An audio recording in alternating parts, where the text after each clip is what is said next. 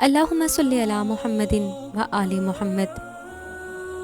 بعض اوقات ہمیں زندگی بہت تنگ لگنے لگتی ہے۔ ایسے محسوس ہوتا ہے جیسے ہم بند گلی میں ہیں جس کا آگے کوئی راستہ نہیں۔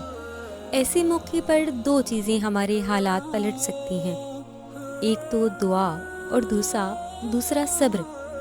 جب ہم کسی کے سامنے اپنی ذات کی سچائی ثابت کرتے کرتے تھک جائیں، جب جان سے پیارے ہمارے کچھ رشتے بھی ہماری نیت کو جھوٹا سمجھنے لگیں، جب اپنی ذات اور نیت کی سچائی کا ہمارے پاس اس رب ذوالجلال کے سوا کوئی گواہ نہ ہو، جب ہم خود کو بالکل بے بس محسوس کریں، چاہ کر بھی کسی ایک کو بھی اپنا یقین نہ دلوا سکیں، جب ہمیں معلوم ہو کہ ہمارے بارے میں کیا کیا کہا جا رہا ہے، یہی ہماری آزمائش ہے۔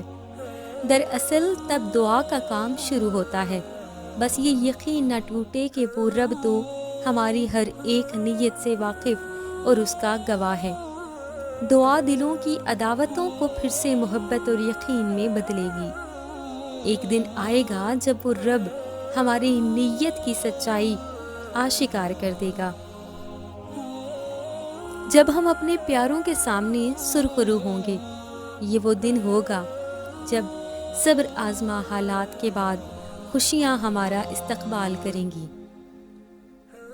کچھ لوگ اللہ کے پسندیدہ ہوتے ہیں اور ایسے خوش قسمت کہ یہ سب جلدی پا لیتے ہیں، اور کچھ لوگ رب کے سامنے بار بار گڑ گڑانے، سسکنے، بلکنے کے بعد یہ سب حاصل کرنے میں کامیاب ہوتے ہیں۔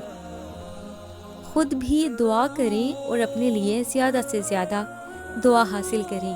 کون جانے ہمارے حق میں کس کے دل سے نکلی دعا رب کو پسند آ جائے اور وہ کن فرما دے۔ اللہم صلی علی محمد و آل محمد۔